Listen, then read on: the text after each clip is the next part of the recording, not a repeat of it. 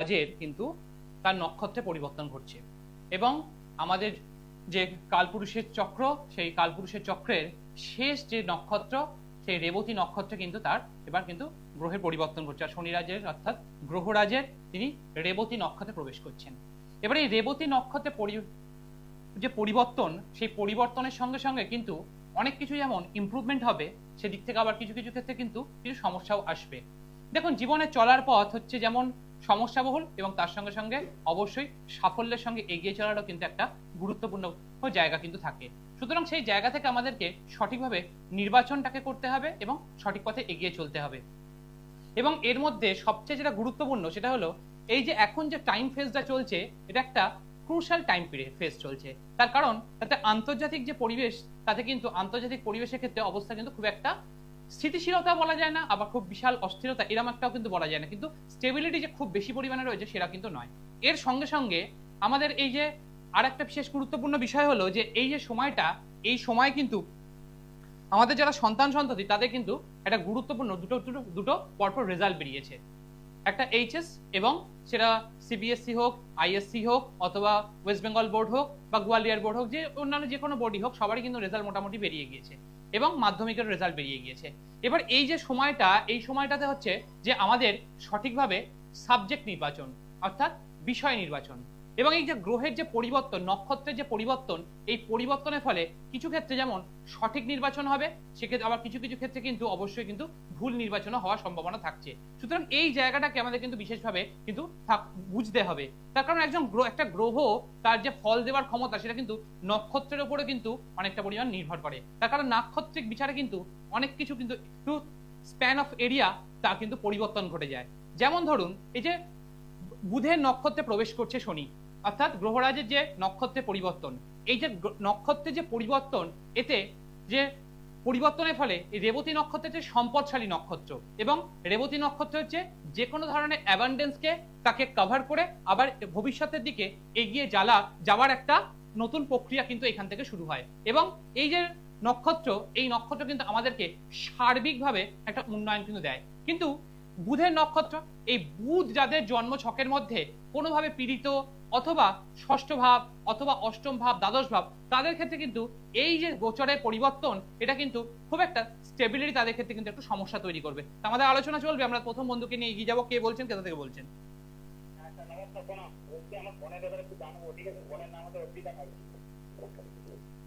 অর্পিতা দেবী, জন্ম তারিখ 18 জুন 2007।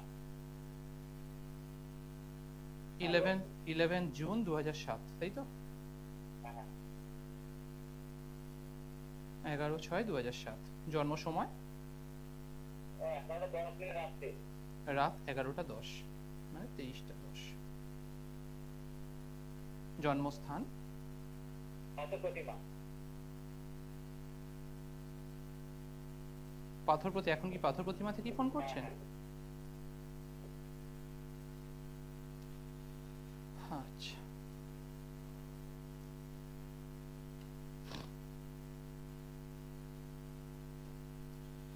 দেখুন এখানে যা পাওয়া যাচ্ছে, লগ্ন পাওয়া গেছে শতবিশা নক্ষত্রে, লগ্ন হচ্ছে কুম্ভ লগ্ন, লগ্নস্থ রাহু এবং লগ্নের দ্বিতীয় স্থানে এখানে মঙ্গল অবস্থান করছে, তৃতীয় স্থানে চন্দ্র, অর্থাৎ এখানে মেষ রাশি এবং রাশি পাওয়া গেছে এখানে অশ্বিনী নক্ষত্রে। অর্থাৎ এখানে যা পাওয়া যাচ্ছে, এবং বৃহস্পতি কিন্তু এখানে খুব একটা ভালো অবস্থায় কিন্তু নেই। এবং এখানে যা পাওয়া যাচ্ছে, লগ্নস্থ রাহু বোন অনেক বেশি অ্যাম্বিসিয়াস হবে, অনেক বেশি যে কোনো বিষয়ের প্রতি অনেক বেশি চাহিদা থাকবে, কিন্তু নিজের ব্যক্তিগত ক্ষেত্রে কিছু ভুল সিদ্ধান্ত নেওয়ার কারণে তাকে কিন্তু জীবনে অনেকটা পরিমাণ কিন্তু প্রবলেম ফেস করতে হবে। এবং এই যে লগ্নপতি ষষ্ঠস্থ এবং তার সঙ্গে শুক্রের সঙ্গে যুক্ত অবস্থায় রয়েছে, ফলে শারীরিক জায়গাটাও কিন্তু একটু ডিস্টারবেন্সেস মধ্যে দিয়ে চলবে। বর্তমান সময়ে কিন্তু খুব একটা ভালো রয়েছে এরকম কিন্তু নয়। পড়াশোনার জায়গায় খুব একটা ইমপ্রুভমেন্ট পাওয়া যাবে না এবং বন্ধুদের দ্বারা সংসর্গজনিত কারণে কিন্তু কিছু ভুল পথে চালিত হওয়ার কিন্তু সম্ভাবনা রয়েছে এবং বিশেষ করে প্রেম প্রীতিজনিত কারণে কিছুভাবে বশবর্তী হয়ে গিয়ে সেখান থেকে কিন্তু পরবর্তীকালে কিন্তু সেখান থেকে ভুল সিদ্ধান্ত এবং সেখানে কিন্তু জীবনটা কিন্তু অনেকটা সমস্যাবহুল হওয়ার সম্ভাবনা কিন্তু থাকছে। এবং এখানে সপ্তমস্থ কেতু এবং এখানে সপ্তমপতি, সে কিন্তু খুব একটা ভালো অবস্থায় কিন্তু নেই। এবং এখানে সপ্তমপতি বর্তমান সময়ে গোচরস্থ শনির দ্বারা কিন্তু পীড়িত অবস্থায় বসে রয়েছে, অর্থাৎ শারীরিক জায়গা এবং নিজস্ব মানসিকতার ক্ষেত্রে বর্তমান সময় অনেকটা পরিমাণ কিন্তু একটা নেগেটিভিটি ওর মধ্যে কিন্তু সবসময় অ্যাপ্রোচ করবে।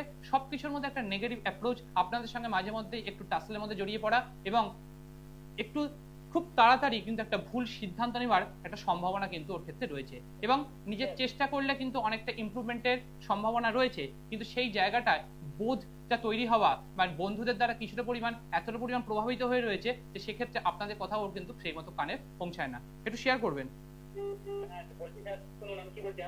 বলুন। মেয়েটা একটা নোংরা ছেলের সঙ্গে পালিয়ে গেছিল, ঠিক আছে, সেই ছেলের সঙ্গে মেয়েটাকে গাড়ি নিয়ে আসা হয়েছে, বাড়িতে আছে, ওই ছেলেটাকে বলতে পারছেন আপনি বশীকরণ করে গেছে। দেখুন, আমি একদম স্পেসিফিক করে বললাম যে কোন জায়গাটাতে সমস্যা, এই জায়গাটার জন্য একটা প্রপার গাইডলাইন মেনে চলুন এবং তার সঙ্গে এখানে প্রপার ওয়েতে চলুন। তা না হলে এই যে বশীকরণ করলেন না, বশীকরণের আবার অনেক রকম বিশেষ ব্যাখ্যা আছে, যেগুলো এখানে বসে এখন এইটুকু সময়ের মধ্যে বলার সময় নয়, কিন্তু যে যে পয়েন্টগুলো বললাম এগুলো আপনি যদি মিলিয়ে দেখেন প্রতিটা পয়েন্ট আপনার সঙ্গে মিলেছে কিনা। দেখুন এক্স্যাক্টলি এই যে পয়েন্টগুলোই এবং এই যে ওর মধ্যে যে নেগেটিভিটি অ্যাপ্রোচটা হচ্ছে না, এই নেগেটিভিটি অ্যাপ্রোচটা ওর মধ্যে তৈরি হতে দেবেন না। আপনারা সর্বতভাবে ওর সঙ্গে একটু কোঅপারেশন করুন, যেটা কিন্তু আপনাদের ক্ষেত্রে অভাব রয়েছে। আপনারাও কিন্তু ওর উপরে অনেক রকম চাপ তৈরি করছেন। ওর যে মানসিক চাপটা রয়েছে সেই মানসিক চাপটাকে আগে রিলিজ করার চেষ্টা করুন, তারপর সেখান থেকে তারপর প্রপার ওয়েতে চলুন, তাহলেই দেখবেন বোন অনেক ভালো থাকবে এবং বেটারমেন্ট হওয়ার জায়গাটা থাকবে। কিন্তু এই যে ভুল সিদ্ধান্ত, এই ভুল সিদ্ধান্ত কিন্তু ওর জীবনে অনেকটা পরিমাণ কিন্তু প্রভাব ফেলবে। এই জায়গাটা যাতে ওর প্রভাব না পড়ে তার জন্য উপযুক্ত ব্যবস্থা গ্রহণ করুন, কিন্তু তার আগে ওকে মেন্টালি আগে স্টেবল করুন। এখন যে ওর যে মানসিক যে চাপটা রয়েছে সেইটাকে একটা আপনারা সবাই মিলে ওকে সাপোর্ট করে এই জায়গাটাকে আগে কভার করার চেষ্টা করুন এবং ভালো করার সঙ্গে কনসাল্ট করে একটা প্রপার ওয়েতে চলুন, সেখান থেকেই বোন কিন্তু অনেকটা ভালো থাকবে। হ্যাঁ বলুন। দেখুন এটার জন্য আরো অনেক বিশ্লেষণের প্রয়োজন রয়েছে। কোন জায়গা থেকে এই সমস্যাটা হয়েছে সেই জায়গাটাকে আপনাকে পরিষ্কারভাবে তুলে ধরলাম এবং প্রতিটা জায়গা আপনি বললেন হ্যাঁ মিলেছে। সুতরাং এবার এর থেকে আরো এটাকে নবাংশ বিশ্লেষণ রয়েছে এবং এর সঙ্গে গোচরস্থ বিশ্লেষণ রয়েছে, দশা অন্তর্দশার বিচারের ব্যবস্থা রয়েছে, কোন সময় থেকে আমরা সঠিকভাবে ওকে কোন ধরনের স্টেপের মধ্যে এগোবো, কিভাবে ওকে আমরা সঠিক পথে নিয়ে চলবো, তার একটা সময় নির্ধারণ করা, এটা অনেক কিছু দেখার ব্যাপার থাকে। এই জন্য একটা প্রপার গাইডলাইন নিন এবং একটা প্রপার কনসালটেশন নিন। আপনার যাকে পছন্দ তার হাত ধরুন, কিন্তু একটা সঠিক জায়গাকে ধরুন, তবেই সেখান থেকে এগিয়ে চলবেন। কিন্তু ওর মধ্যে যে নেগেটিভিটি রয়েছে সেই নেগেটিভিটিটাকে সম্পূর্ণরূপে সরিয়ে দিয়ে সম্পূর্ণরূপে তাকে পজিটিভিটিতে কনভার্ট করে তারপরে কিন্তু আমাদেরকে এগিয়ে চলতে পারে। আর এই পজিটিভিটি একজন অ্যাস্ট্রোলজারের কিন্তু প্রধান কাজ, তাকে আপনাকে সম্পূর্ণরূপে পজিটিভিটিতে ভরিয়ে তোলা এবং আপনাকে বুস্টিং করা। এটা কিন্তু একটা অবশ্যই তার কিন্তু একটা সাইকোলজিক্যাল একটা পার্টও কিন্তু বটে। আশা করি বোঝাতে পেরেছি। দেখুন আমি আমার ক্ষেত্রে আমি সবসময় বলে থাকি যে আপনাদেরকে নিজেদেরকে সবসময় পজিটিভ থাকতে হবে। দেখুন নেগেটিভিটি অ্যাপ্রোচ কখনোই মধ্যে আমাদের মধ্যে স্থায়ী করতে দেওয়া যাবে না। আর এই দেখুন পজিটিভিটি এবং এই যে ধনাত্মকতা, এটা আপনাকে কেউ করে দিতে পারবে না। এটাকে একজন অ্যাস্ট্রোলজার তার একটা প্রধান কাজ সাইকোলজিক্যালি আপনাকে সাপোর্ট করে সেখানে আপনার মধ্যে সেই জায়গাটাকে তৈরি করা, কিন্তু সেই জায়গাটাকে আলটিমেটলি ধরতে কিন্তু আপনাদেরই হবে। আমি আমার প্রত্যেকটি ক্লায়েন্টকে বলি, আমার ছাত্রদেরকে বলি এবং আমার দর্শকদেরকেও এই একই কথাই কিন্তু আমি বলি যে নিজের মধ্যে কোনোরূপ কোনো নেগেটিভিটিকে অ্যাপ্রোচ হতে দেবেন না, সম্পূর্ণরূপে পজিটিভিটি নিয়ে চলুন।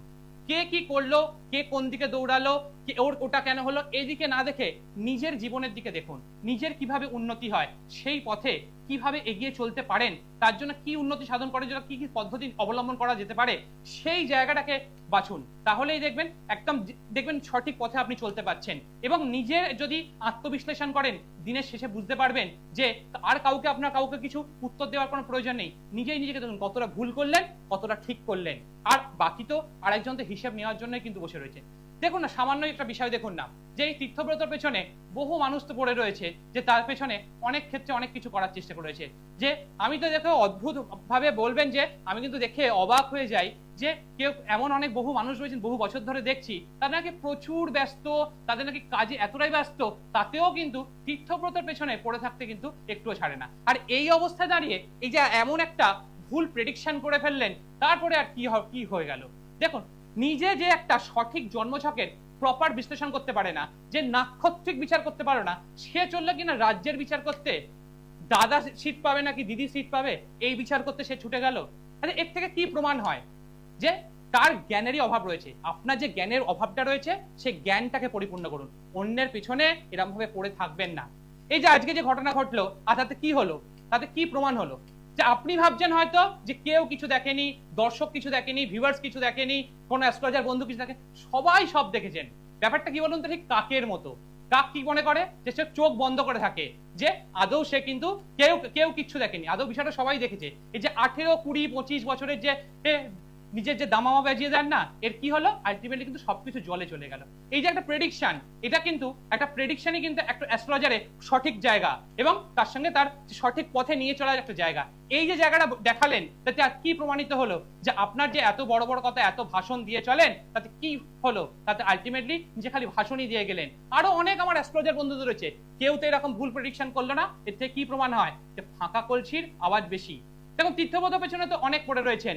এই সময়টা যে এত বছর ধরে তীর্থব্রত পেছনে পড়ে রয়েছেন, তীর্থব্রতকে অপমান করে চলেছেন, তাকে কুকথা বলে চলেছেন, এই যে টেনে ধরার চেষ্টা করে চলেছেন, এতে এই জায়গাটা না করে যদি নিজের দিকে ফোকাস করতেন, তাহলে কিন্তু আর আজকে নিজের হাতে নিজের চুনকালি মাখতে হতো না।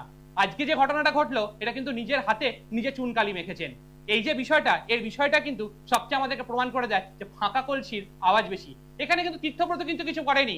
এখানে যদি আপনি যার জন্যই করবেন না কেন, যারই আপনি কোনো ক্ষতি করার চেষ্টা করবেন, যাকে অপমান করবেন, সেক্ষেত্রে একজন কিন্তু রয়েছে, সে তার ঠিক সময় মতো কিন্তু আপনাকে তাকে তার সময় হয়তো হিসেব মতো তার হিসেবটা বুঝিয়ে দেবে। আজকে যে চটটা আপনার গালে পড়েছে, এই চটটা কিন্তু তীর্থব্রত দেয়নি, এটা স্বয়ং ঈশ্বর আপনাকে বলে দিয়েছে, আপনাকে দিয়েছে। এবার এখান থেকে সংযত হয়ে যান, তা নাহলে এরপরে বড় সড়ো আরো কি যে অপেক্ষা করছে তা আপনি বুঝতে পারছেন না। তো এত ভয় কিসের তীর্থব্রতকে? যার দেখুন তীর্থে তীর্থে যাওয়ার, ব্রত পালন করা, সে তীর্থেও যাবে, ব্রতও পালন করবে, সে তীর্থব্রতর কাছেও যাবে এবং তীর্থব্রতকে সঙ্গে নিয়েই চলবে। সুতরাং সেই বিষয় নিয়ে আপনারা তো মাথা ঘামানোর তো কোনো প্রয়োজন নেই। দেখুন, তীর্থব্রত একাধিক প্রফেশন থাকতে পারে, একজন লোকের একাধিক প্রফেশন থাকতে পারে। আপনার একটা প্রফেশন, একটা প্রফেশনের যে সেটাকেই ফোকাস করুন। একাধিক প্রফেশন থাকার ক্ষেত্রে তার জন্য একটা গার্ডস লাগে, তার একটা প্রপার ইউটিলিটি লাগে। সুতরাং সেটার দিকে না থেকে নিজের দিকে লক্ষ্য দিন। এই যে আজকে স্বয়ং ঈশ্বর যে আপনার কাছে সপাটে চটটা মারলেন, এখান থেকে সংযত হয়ে যান। দেখুন, এখান থেকে পরিষ্কার বোঝা গেল যে আপনার জ্ঞান কতটা পরিমাণ রয়েছে। এই যে কলেজ স্ট্রিটের চটি বইয়ের কথা বলেন আমার জ্যোতিষ বন্ধুদেরকে, যে কার প্রয়োজন রয়েছে, কে এটা কপি পেস্ট করে চালায়, আর কে যে কলেজ স্ট্রিটের যে চটি বই কিনে নিয়ে এসে এখানে প্রেডিকশন দেয়, তার প্রমাণ পুঙ্খানুপুঙ্খভাবে দর্শকের কাছে চলে গেছে। আপনি কাক হতে পারেন, আপনি সেটা না চোখ বন্ধ করে থাকতে পারেন। আপনি তো আজকে যদি এই প্রেডিকশন মিলে যেত, যদি এটা তুক্কা লেগে যেত, তাহলে তো আজকে এসে টেবিল ফাটিয়ে বলছেন।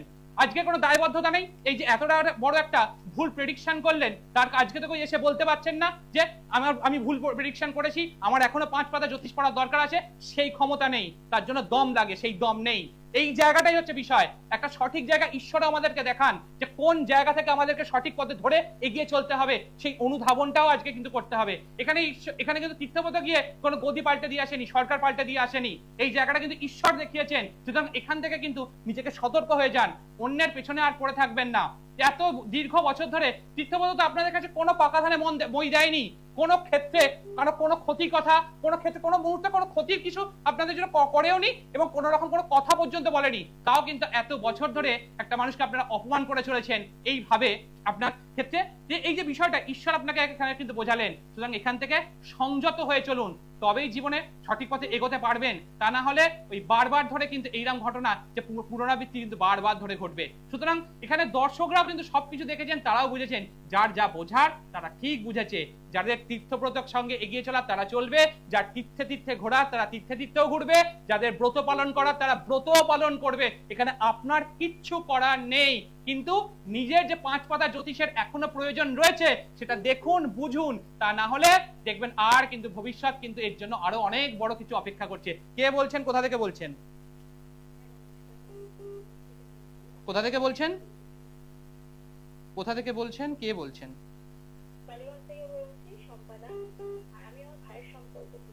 শম্পা দেবী ভাইয়ের নাম?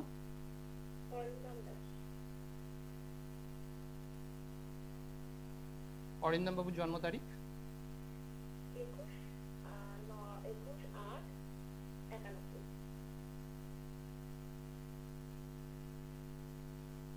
21/8/1991, তাই তো?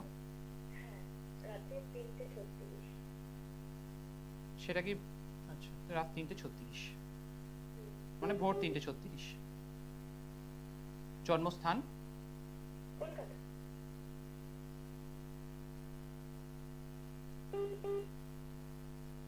আচ্ছা, এখানে যে পাওয়া যাচ্ছে 21 তারিখে জন্ম, এখানে কর্কট লগ্ন পাওয়া গেছে এবং লগ্ন পাওয়া গেছে পুষ্যা নক্ষত্রে এবং চন্দ্র পাওয়া গেছে পূর্বাষাঢ়া নক্ষত্রে। এবং এখানে যা পাওয়া যাচ্ছে লগ্নের দ্বিতীয় স্থানে অবস্থান করছে দশমপতি, এখানে অবস্থান করছে লগ্নকে, এখানে সরাসরি শনির দৃষ্টি রয়েছে। এবং এখানে যা পাওয়া যাচ্ছে যে এখানে বৃহস্পতি, মঙ্গল, রবি, বুধ, শুক্র একসঙ্গে কিন্তু বসে রয়েছে। এবং এখানে কিন্তু সমস্ত গ্রহগুলোই কিন্তু একমাত্র শনি ছাড়া সমস্ত গ্রহগুলি কিন্তু রাহু কেতু দ্বারা নিয়ন্ত্রিত হয়ে রয়েছে। এবং এখানে তার সিদ্ধান্ত নেওয়ার ক্ষেত্রে, যে কোনো ক্ষেত্রে সিদ্ধান্ত নেওয়ার ক্ষেত্রে কিন্তু একটা সমস্যা কিন্তু থেকে যাচ্ছে। এবং যে সিদ্ধান্ত নেবে সেই সিদ্ধান্তে এক জায়গায় স্টিক থাকতে পারে না, মানসিক চাপ যথেষ্ট পরিমাণে কিন্তু ওকে ভোগ করতে হয়। এবং ব্যক্তিগত জীবন নিয়ে যথেষ্ট স্টেবিলিটির ক্ষেত্রে কিন্তু একটা সমস্যা কিন্তু দেখতে পাওয়া যাচ্ছে। প্রফেশনালি জায়গা থেকে আর্নিংস হচ্ছে, কিন্তু সেটাকে প্রপার যতটা পরিমাণ তাকে সেভিংস করার জায়গা, সেটার ক্ষেত্রে কিন্তু একটা সমস্যা কিন্তু থেকে যাচ্ছে, অতটা পরিমাণ করে উঠতে পারছে না। পারিবারিক ক্ষেত্রে যতটা পরিমাণ সাপোর্ট দেওয়ার দরকার সেটা চেষ্টা করে, কিন্তু সেইভাবে সবসময় কিন্তু সাপোর্টিভলি জায়গাটা কিন্তু সবসময় যে কভার করতে পারে তা কিন্তু নয়। কিন্তু ব্যক্তিগত জীবনে যথেষ্ট কিন্তু টানা পোড়েনের মধ্যে দিয়ে চলছে। এবং বর্তমান সময়টা বিভিন্ন ক্ষেত্রে যে কাজই করতে তার প্রপার এক্সিকিউশন বা প্রপার অ্যানালিসিস করে করলেও তাতে কিন্তু সঠিক লাভ কিন্তু বর্তমান সময় হচ্ছে না। এবং বিশেষ করে দাম্পত্য জীবনের ক্ষেত্রে সময়টা মোটেও কিন্তু ভালো না, বিশেষ করে বৈবাহিক ক্ষেত্রে একটা সমস্যা কিন্তু দেখা যাচ্ছে। এবং এখানে বিবাহের ক্ষেত্রে একটা কিন্তু বিশেষ ভাষার প্রবলেম কিন্তু থাকছে। এবং যতটা পরিমাণ চেষ্টা করবে সেই অনুযায়ী সফলতা আসার ক্ষেত্রে একটা সমস্যা কিন্তু থাকছে। একটু শেয়ার করবেন। হ্যাঁ, পুরো যা বলেছেন ঠিক বলেছেন। ওর একটু কেরিয়ার জানতে চাইছিলাম। আর ওর এখনো বিয়ে হয়নি, ওটা একটু বাধা আছে, মানে যে চলছে দেখাশোনা। দেখুন, আমার যে এতগুলো কথা বলেছি না, তার মধ্যে আমি 2-3টে জায়গাকেই আপনাকে বিশেষভাবে উল্লেখ করেছি। এবং প্রতিটা ক্ষেত্রে যদি কথাটা দেখেন তাতে কিন্তু আমি বারবার ধরে কেরিয়ারের পয়েন্টটাকে এখানে ইন্ডিকেট করেছি এবং প্রফেশনাল লাইফের সঙ্গে সঙ্গে ব্যক্তিগত এবং ম্যারেড লাইফ, এই কথাটা স্পেসিফিক করে বলেছি। এই যে জায়গাটাকে, এই জায়গাটার জন্য এই যে ও যে দশমপতি, সে একটু পীড়িত অবস্থায় বসে রয়েছে এবং কিছু কিছু ক্ষেত্রে নিজের সিদ্ধান্তের কারণের জন্য এই প্রবলেম কিন্তু ওকে ফেস করতে হয়। ঠিক কিনা বলবেন?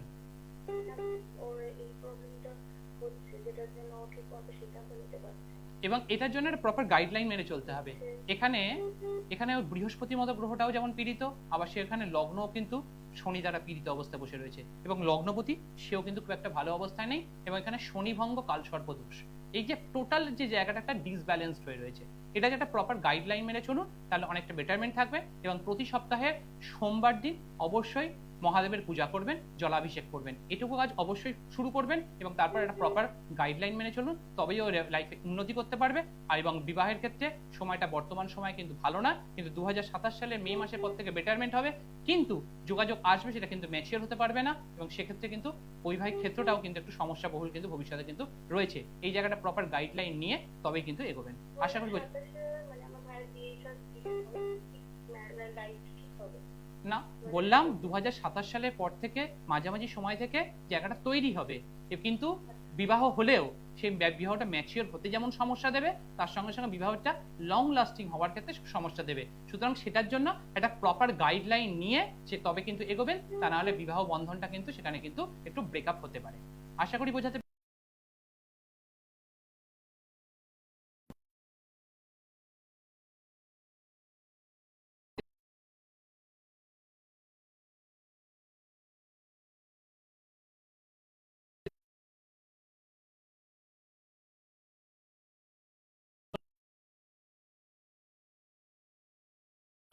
কোনটা সঠিক প্রেডিকশন, কোনটা ভুল প্রেডিকশন, এটাকে আপনাদেরকেও কিন্তু অনুধাবন করতে হবে। যে এখন অনেকে অনেক বড় বড় ভাষা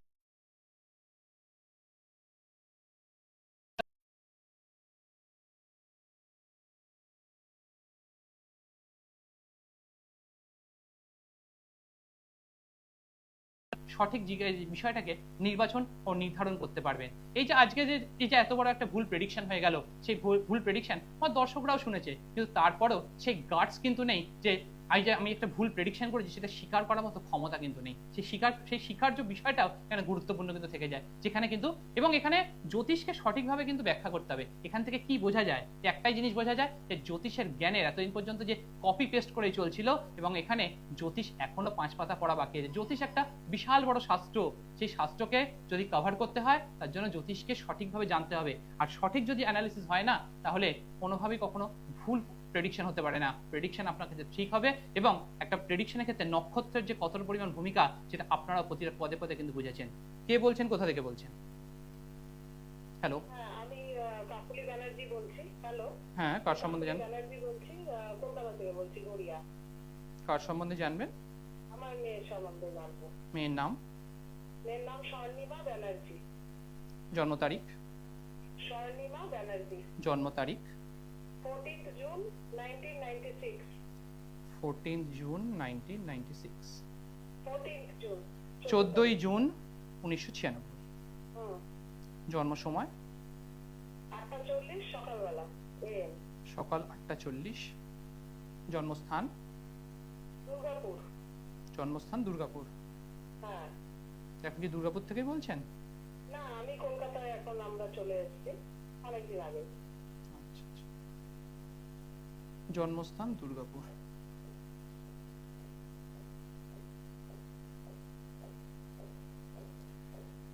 এখানে আপনার যে মূলত প্রশ্ন সেটা হলো আপনার মেয়ের ক্ষেত্রে এডুকেশন এবং কেরিয়ার নিয়ে।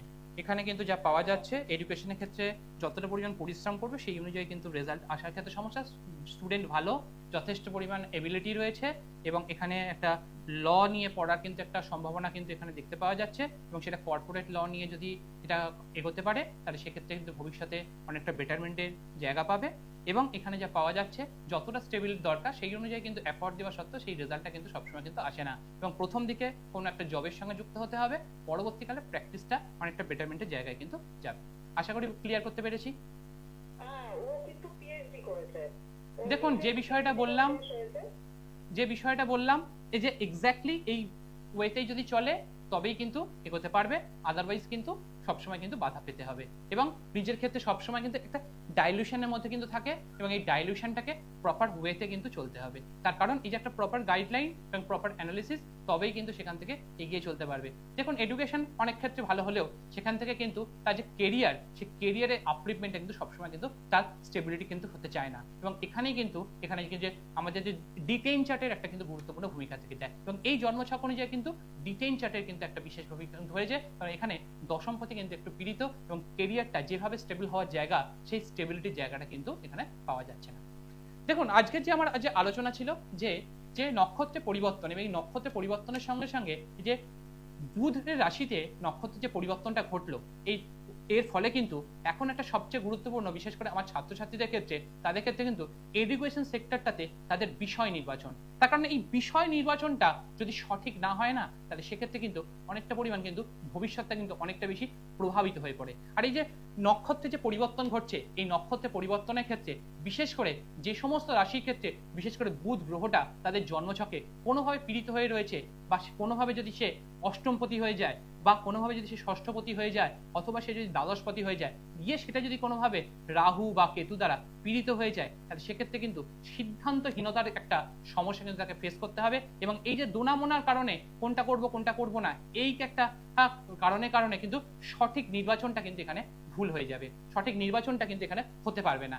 এই জায়গাটাকে আমাদেরকে বুঝতে হবে এবং এই যে নক্ষত্রের পরিবর্তন, এই নক্ষত্রের পরিবর্তনের সঙ্গে সঙ্গে কিন্তু অনেকটা প্রভাব কিন্তু এর মধ্যে পড়বে এবং এই যে বুধ গ্রহকে আমরা বলি কি বালক গ্রহ, কমিউনিকেশন, যোগাযোগ, সুতরাং এই যে সময়টা হচ্ছে এটা প্রপার কমিউনিকেটিভ টাইম। এটাকে যদি প্রপারলি আপনি যদি কমিউনিকেট করতে পারেন, যোগাযোগটাকে, জ্ঞাতকরণটাকে যদি সঠিক হয়, তবেই কিন্তু ওর ভবিষ্যতে, আমাদের সন্তানদের ভবিষ্যৎটা অনেক বেশি কিন্তু ফ্লারিশ হতে পারে। কিন্তু এই বিষয় নির্বাচনটাই এখানে কিন্তু সঠিকভাবে নির্বাচন করতে হবে আর এই সঠিক নির্বাচনটাই কিন্তু একজন অ্যাস্ট্রোলজার আপনাকে সঠিকভাবে করে দিতে পারে। তার কারণ একটা গোচরের যে পরিবর্তন, সেই গোচরের যে পরিবর্তন তার সঙ্গে দশান্তদশার ইম্প্যাক্ট, এই দুয়ের প্রভাব যখন আপনার জীবনে পড়বে, সেক্ষেত্রে কিন্তু একটু সামান্যতম পরিবর্তনও কিন্তু আপনার প্রভাবের ক্ষেত্রে অনেকটা, আপনার জীবনের ক্ষেত্রে অনেকটা বড় পরিবর্তন করতে পারে। তার কারণ একটা সামান্য যে চয়েসটা, এই চয়েসটা যদি ভুল হয়ে যায়, তাহলে কিন্তু ভবিষ্যতে আপনার যে এগোনোর পথ, আপনার সন্তানের যে এগোনোর পথ, সেক্ষেত্রে কিন্তু সেটা কিন্তু বাধা তৈরি করবে অথবা আপনি যে যতটা পরিমাণ সাকসেসিভ জায়গাটায় বেরোতে চাইছেন, সেই সাকসেসিভ জায়গাটায়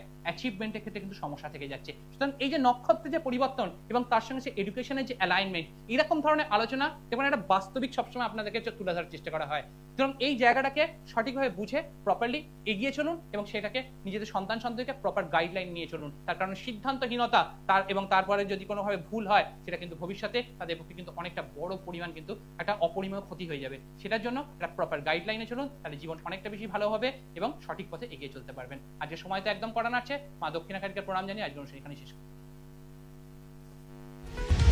দূর আর দূরে নেই অচেনা আচেনা, তাই অচেনাকে জানতে প্রান্তে বা সীমান্তে চোখ থাকবে শুধুমাত্র সৃষ্টিতে।